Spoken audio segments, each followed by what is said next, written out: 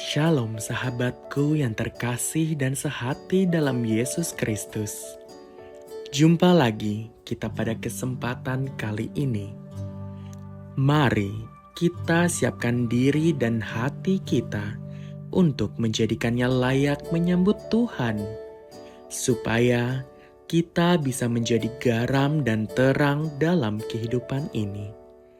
Tentunya dengan bersama kita resapi Renungan Sabda Pendalaman Iman presented by BPK PKK KAJ.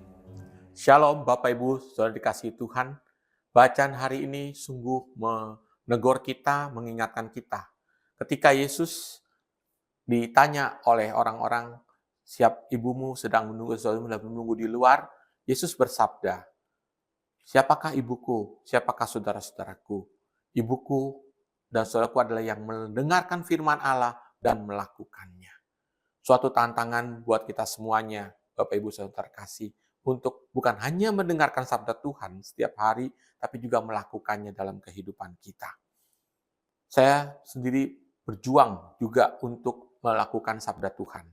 Sabda Tuhan mengatakan bahwa kita harus mengampuni orang yang telah melukai hati kita. Dan saya juga mengalami hal itu, saya berusaha untuk melakukannya. Suatu saat ketika di kantor, ada seorang staf, saya menyerang saya dengan kata-kata yang kurang baik, kurang enak. Hati saya merasa tersinggung, ya, saya tersinggung dan biasanya saya eh, tenang-tenang saja, biasanya saya gembira saja. Tapi hari itu, ketika saya pulang ke rumah, biasanya makan enak, tapi kali itu makan yang diingat adalah wajahnya terus gitu, susah untuk makan. Demikian juga tidur, biasanya saya gampang sekali untuk tidur.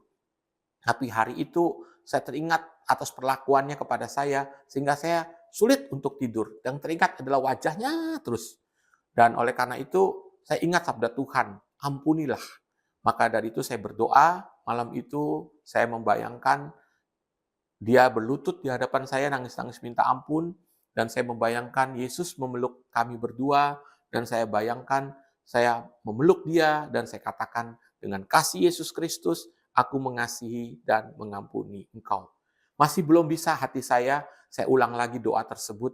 Saya bayangkan Yesus memeluk kami berdua, dan saya bayangkan dia berlutut di hadapan saya, orang itu yang telah melukai saya, dan dia minta ampun, dan saya bayangkan saya peluk dia, dan saya katakan dengan kasih Yesus Kristus, aku mengasihi dan mengampuni engkau.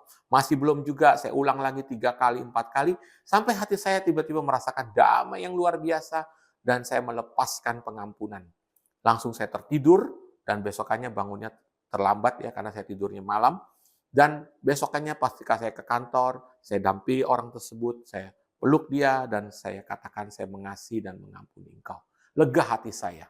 Nah itulah Bapak Ibu yang terkasih, betapa kita juga harus melaksanakan firman Tuhan, bukan hanya mendengarkan saja. Karena sabda Yesus, berbahagialah orang yang mendengarkan firman Tuhan dan melakukannya. Mari kita mau berdoa bersama, supaya kita diberikan rahmat oleh Roh Kudus, supaya kita mampu untuk melaksanakan sabda Tuhan. Dalam nama Bapa dan Putra dan Roh Kudus. Amin. Peganglah tanganku Roh Kudus setiap hari. Ku tak dapat jalan sendiri tanpa Roh-Mu. Bawalah diriku kepada seluruh kebenaran, agar ku tidak tersesat mengikuti jalan-Mu. Bantulah kami Roh Kudus untuk melaksanakan firman Tuhan, bukan hanya mendengarnya saja, tapi juga melakukannya. Tolonglah kami dengan kuasa-Mu. Bantulah kami semua, anak-anak-Mu semua ini Tuhan, dengan kuasa kasih-Mu.